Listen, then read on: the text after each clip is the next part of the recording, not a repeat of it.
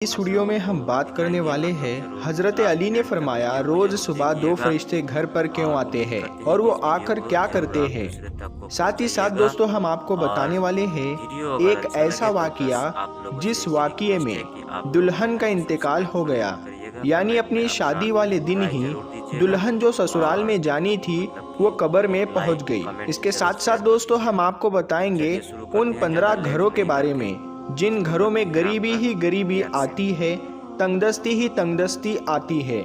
ये 15 काम जिन घर में भी होते होंगे वहाँ हमेशा परेशानियाँ ही रहेगी। प्यारे दोस्तों सब कुछ बताने वाले हैं, बस आप इस वीडियो को आखिर तक देखते रहिए। वीडियो शुरू करने से पहले आप इस वीडियो को एक लाइक ज़रूर करें और ज़्यादा से ज़्यादा शेयर करके अपने कुछ करीबी लोगों तक ज़रूर पहुँचाएँ। तो चलिए वीडियो शुरू करते हैं। हजरत अली की खिदमत में एक शख्स आकर कहने लगा, या अली, दिन के आगाज में सबसे पहले क्या होता है? तो हजरत अली ने फरमाया, ऐ शख्स, दिन का आगाज 2 फरिश्तों से होता है। एक फरिश्ता घर घर जाकर दुआ करता है और दूसरा फरिश्ता घर घर जाकर इल्तजा करता है। तो वो शख्स कहने लगा, या अली, किस बात के लिए फरिश्ता दुआ करता है और किस बात के लिए इल्तिजा? तो हजरत अली ने फरमाया, मैंने अल्लाह के रसूल सल्लल्लाहु ताला अलैहि वसल्लम से सुना कि सुबह से पहले 2 फरिश्ते ज़मीन पर आते हैं और घर घर जाकर देखते हैं जिस घर में कोई ऐसा बंदा होता है जो अल्लाह की मखलूक पर खर्च करता है, अपने अजीज़ो अकारीब पर खर्च करता है, अपने घर वालों की ज़रूरतों को अपना फ़र्ज़ समझता है, तो एक फ़रिश्ता अल्लाह के दरबार में दुआ करता है कि ए अल्लाह, इसके हाथ को कभी तंग मत करना, इसकी नेमतों को बढ़ाते रहना, ताकि ये ऐसे ही अपने अजीज़ो अकारीब और घर वालों पर खर्च कर सके। और दूसरा फ़रिश्ता ढूंढता है कि कहीं कोई घर ऐसा तो नहीं जिस घर में कोई ऐसा शख्स हो कि वो अपने घर वालों पर, अजीज़ो अकारीब पर माल खर्च नहीं करता हो, वो छुपा कर रखता हो, यानी अल्लाह की मखलूक पर खर्च नहीं करता हो। याद रखना, जब वो किसी ऐसे इंसान को देखता है जो अपने माल को इकट्ठा करके इंसानों से छुपा कर रखता है, तो वो दूसरा फरिश्ता अल्लाह के दरबार में फरियाद करता है कि ए अल्लाह, इस बंदे से इस दौलत का सख्त हिसाब लेना और इस बंदे को दुनियावी दौलत से महरूम कर दे, क्योंकि ये अपनी दौलत तेरे बंदों पर खर्च नहीं करता, अपने घर वालों और अजीज़ो अकारीब पर अपने माल को खर्च नहीं करता, महरूम रखता है। और यूँ अजीज़ो अकारीब पर खर्च करने वाला दुनिया में फराबानी और आखिरत में अजीम अजर पाता है। और जो दुनिया में अपना माल अपने अजीज़ो अकारीब पर खर्च नहीं करता, तो वो दुनिया में रुसवाई और आखिरत में सख्त अजाब देखता है। प्यारे दोस्तों अब हम आपको वो वाकिया सुनाते हैं जिस वाक़ये में दुल्हन का इंतकाल हो गया, यानी अपनी शादी वाले दिन ही दुल्हन कब्र में पहुंच गई। दोस्तों ये वाकिया सऊदी अरब का है। एक लड़की की शादी थी, उसकी तैयारियां चल रही थी, दुल्हन को सजाया जा रहा था। इतनी देर में मस्जिद में अजान हुई और उसके बाद नमाज के बाद से ही लड़की के मेकअप की तैयारियां चलने लगी। उसको एक अच्छा सा लिबास पहनाया गया और दुल्हन का सारा मेकअप किया गया। इतनी देर में इशा की अजान हो गई। जैसे ही उस लड़की के कानों में अजान की आवाज़ आई तो उसने सोचा कि नमाज पढ़ लूँ और उठी, वज़ू करने के लिए जाने लगी। जैसे ही वो वज़ू करने के लिए चली तो उसकी माँ ने देखा और पूछा, बेटी कहाँ जा रही हो? तो दुल्हन ने जवाब दिया कि अम्मी, मैं वज़ू करने के लिए जा रही हूँ, अजान हो चुकी है, नमाज का वक्त हो रहा है। लड़की की माँ ने कहा कि कहीं तुम पागल तो नहीं हो गई हो? नीचे सारे मेहमान बैठे हैं, तुम्हारा इंतज़ार कर रहे हैं, तुम वज़ू करोगी, तुम्हारा मेकअप खराब हो जाएगा, तुम फिर अच्छी नहीं दिखोगी, सब लोग तुम्हारे बारे में क्या सोचेंगे? उस दुल्हन ने कहा कि अम्मी, लोग क्या कहेंगे मुझे नहीं पता, मुझे अपने रब को राज़ी करना है।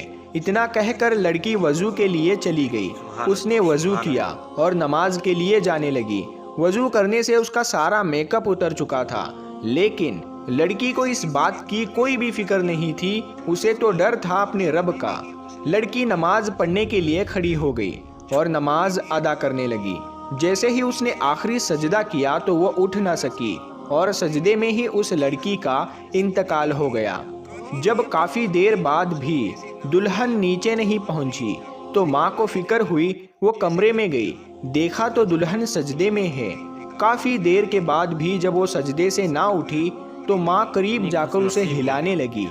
जैसे ही देखा तो पता चला कि लड़की का इंतकाल हो गया है, तो वो माँ फूट फूट कर रोने लगी।